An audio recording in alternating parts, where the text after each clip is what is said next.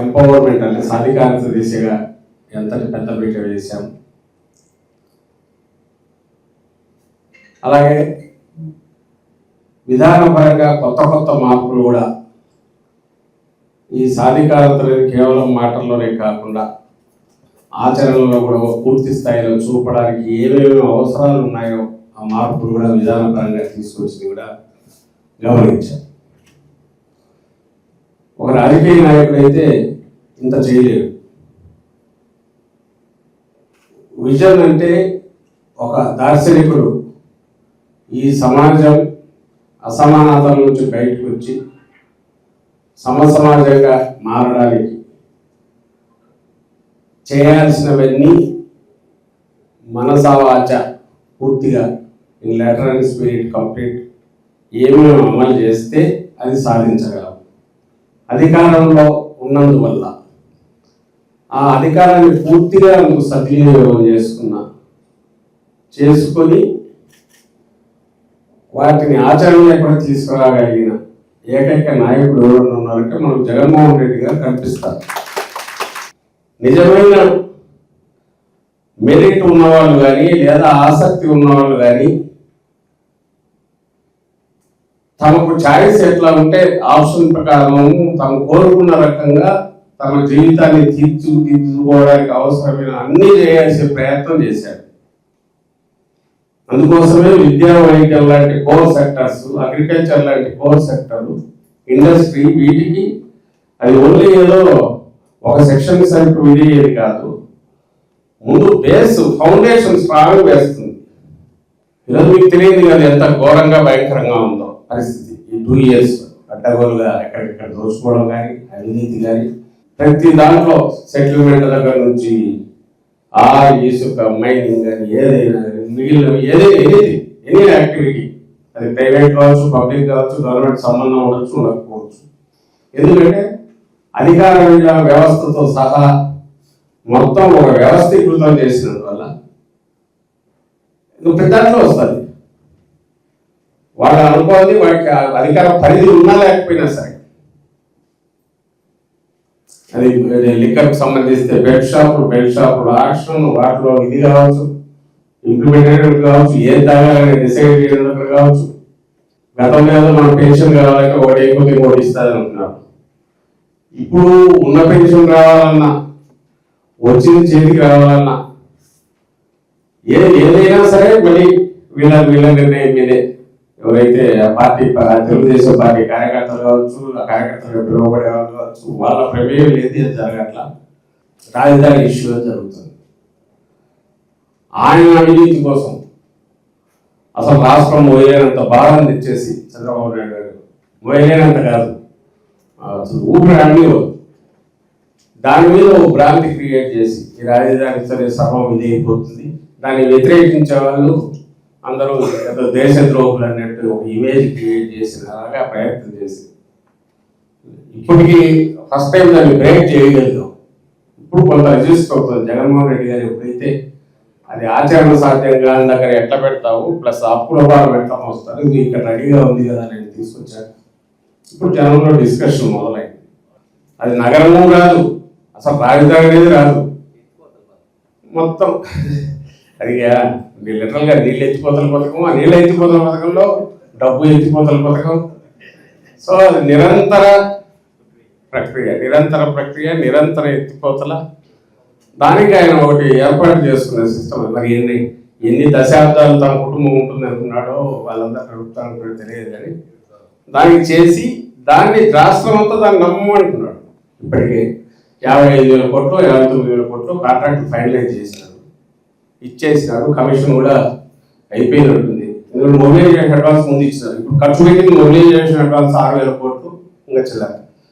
First mobilisation advance contract ఇచ్చారు, వీళ్ళకి రావాల్సింది వచ్చింటుంది. ఇంకా వాడు చేస్తాడు, దాని కొంత అట్లే పెరుగుతుంది లేదా ఆగిపోతుంది, ఆయనదే పోయింది. ఇంకా పెట్టిన దాంట్లో రావాల్సిన వస్తుంటాయి. పెట్టలేకపోతే అప్పు పుట్టకపోతే పోదు, పెరగదు, అది కన్స్ట్రక్షన్ జరగదు. 52 లక్షల ఎస్ఎఫ్టీ అదేదో వాటికి ఏది మన సెక్రటరియట్ అంటాడు, ఇంకోటి ఏదో 20 లక్షల ఎస్ఎఫ్టీ అంటున్నాడు. ఆయన ఇష్టం చూపిస్తున్నాడు. దాని గురించి మనకు ఎక్స్ప్లెనేషన్ ఎవరికి స్టేట్కి ఇవ్వట్లే, ఎందుకు అంత చేస్తున్నాడో కూడా చెప్పట్లా.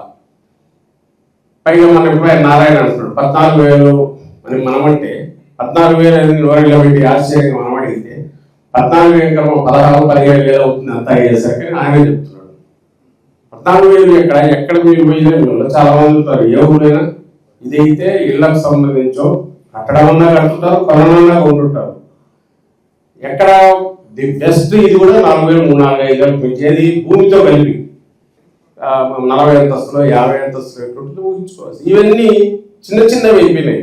అంటే ప్రతిదీ దాన్ని ఏమంటాం, దాన్ని అప్పు చేసి వచ్చిన దాంతో ఒక అసాధ్యాన్ని సుసాధ్యం చేయాలని ప్రయత్నం చేస్తున్నట్టు కనపడతా ఆ ప్రాసెస్లో అన్ని రకాల అవినీతి చేస్తా. ఆఖరకు నువ్వు ఏమి ఒకవేళ సాధిస్తామనుకున్నా ఏదంటే మోయలేని అప్పుల బరువు, రెండోది ఎట్లా నడపాలో తెలియదు, ఏం చేసుకుంటామో కూడా తెలియదు పడుతున్నాం.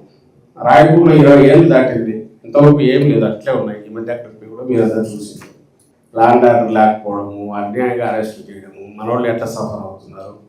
2 ఏళ్లలో ఒక దినచర్యలాగా అయిపోయింది. నిన్ననేమన్నా ఆయన మీడియా శ్రీహరి గారిని తనను ఎంత ఇదిగా ఏదో టెర్రరిస్ట్ కదా దానికోసం ముందు రోజు తను ఎక్కి చేసి రాత్రి అంతా పద్ధతి వచ్చా.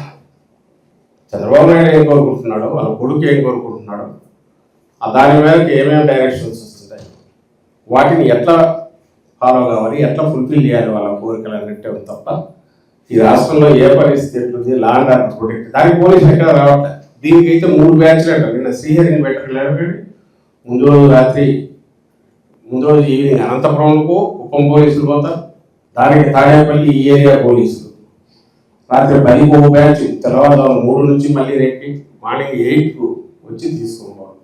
నాకు తెలిసి కనీసం 50 నుంచి 100 మంది. నిన్న మధ్యాహ్నం నుంచి కుప్పంలో హడావుడి, అక్కడ 50 నుంచి 100 మంది పోలీసులు. దేనికయ్యా అంటే ఒక శ్రీహరి దీనికి టెర్రరిస్ట్ తీసుకెళ్ళినట్టు ఆయన తీసుకెళ్ళి, అది ఏమి నేరం అంటే సోషల్ మీడియా తీసుకున్నారు. ఈ మన సెక్యూరిటీ చూడాల్సిన పోలీసు వ్యవస్థ, ఆ పోలీసు దానికి సంబంధించి ఒక డిస్ట్రిక్ట్ హెడ్ ఆఫీస్లో ఒక ఎమ్మెల్యే పోయి బాత్రూంలో కూర్చొని ఒక సాయంత్రం రాత్రి అంతా కూడా నుంచి హల్చల్ చేసి తను అనుకున్నది సాధించుకున్నాడు, ఏదో జరిగింది ఎంతవరకు అతన్ని కావాలనేందుకు ఒక కేసు కూడా పెట్టాలి. పైగా ఏదో ఎక్కువ ఆవేశపడినట్టున్నాడు, అది మంచిది కాదు అని చంద్రబాబు నాయుడు ఆగ్రహం వ్యక్తం చేశారన్నట్టు లీవ్ మళ్ళీ దానికి. అంటే అక్కడే తెలుస్తుందిగా ఆ కోళ్ళు ఎమ్మెల్యే మనిషి పోలీస్ చేతులు లాఠీ లేకపోతే ఒక మహిళను కొడితే కేసు తీసుకోలే, మళ్ళీ విపరీతంగా ప్రయోజనం చేస్తే అటు ఇటు 2 కేసులు పెట్టుకున్నట్టున్నాను. తానే ఒక దుర్మార్గుడు లాగా పనిచేస్తూ యూనిఫామ్ వేసుకున్న గుండాలాగా తను బిహేవ్ చేస్తున్నాడు. రాజకీయ నాయకుల ఆధిపత్యం ఉన్నారో వాళ్ళు ఏం చెప్తే దానికి చేయడానికి మాత్రమే తను ఉన్నానని డిసైడ్ చేస్తున్నారు. అసలు తను ఏ పర్పస్ కోసం ఉన్నాడో దానికి గాలి వదిలేశారు. ఏదైతే ప్రజలకు అవసరమైనవి ఆ రోజు జగన్మోహన్ రెడ్డి గారు మొదలుపెట్టిన మెడికల్ కాలేజీ లాంటివి మళ్ళీ అప్పలంగా ప్రైవేట్ చేతిలో పెడుతుంటే వాటిని నిలవరించడానికి ఉద్యమమే నడిపినాం, సగర్వంగా చెప్పుకోవచ్చు. దానివల్ల ఈ రోజు అయింది. కానీ దుర్మార్గం ఏంటంటే కనీసం అప్పటికే 5 మెడికల్ కాలేజీలు పూర్తి చేసుకునే సీట్లు ఈరోజు 700-750 సీట్లు ఉండాల్సింది లేదు. అసలు చేసాలో అడిగేవాళ్ళు లేదు. ఇప్పుడు ఇది చిన్న క్వశ్చన్ కాదు. పులివెందుల కాలేజీ పూర్తి అయిన దానికి 50 సీట్లు వస్తాయి, వెనక్కు కొట్టేస్తే దాన్ని ఏమో అడగలేకపోతాం. ఊరు అడగట్లా, మనం తప్ప ఏం రావట్లేదు. వాయిస్ జగన్మోహన్ రెడ్డి గారు సంస్థాగతంగా మనకున్న బలమైన నిర్మాణం ఏదైతే ఉందో దాన్ని మరింత పటిష్టంగా ఒక స్ట్రీమ్ లైన్ చేసి కనెక్టివిటీ పెంచి పార్టీని అంటే ఒక పెద్ద మెషిన్ లాగా ఎట్లా తయారు చేయాలి, ఒక పెద్ద అస్త్రం లాగా ఎట్లా తయారు చేయాలి. మనకున్న లక్షలాది మంది ఇప్పటికే క్రియాశీలకంగా ఉన్న స్థానిక నాయకత్వం ఏదో వాళ్ళందరికీ ఒక బాధ్యత క్రియేట్ చేసి ఒక ప్లాట్ఫామ్ ఇది ఎట్లా తీసుకురావాలి. అలాగే ఈ కోట్ల మంది ఎవరైతే అభిమానులు ఉన్నారో వీళ్ళందరినీ కూడా ఈ గ్రూప్కి ఇది ఎట్లా తీసుకురావాలి.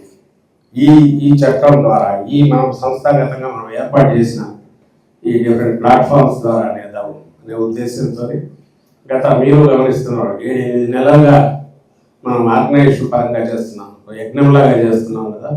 కమిటీలన్నీ పూర్తి చేయడం కావచ్చు, వాటికి యాక్టివిటీ క్రియేట్ చేయడం, వీటన్నిటినీ తీసుకొచ్చేసి డిజిటైజ్ చేసి మన కంప్యూటర్లోకి దీంట్లోకి తీసుకొచ్చి దానికి ప్రోగ్రామింగ్ చేయించడం. మనకు కావాల్సింది మీ బాధ్యతలు మీరు ఏ రకంగా చేస్తారో డెలివరీ చేసి సిస్టమ్ బాగా నడిచేటట్టు చూడండి. అదే ఒక నాయకుడికి లిట్మస్ గీటురాయి అనుకుంటే, అండ్ మిగిలినవి పార్టీ చూసుకుంటుంది, నాయకులు చూసుకుంటారు. ఈ ప్రాసెస్లో ఈ యూజ్ సర్వీసెస్ ఎవరైనా వాడు కూడా ఇంక్లూడింగ్ నాకు సహా వచ్చి చెప్పచ్చు, తప్పేది. I wish all the best. Thank you.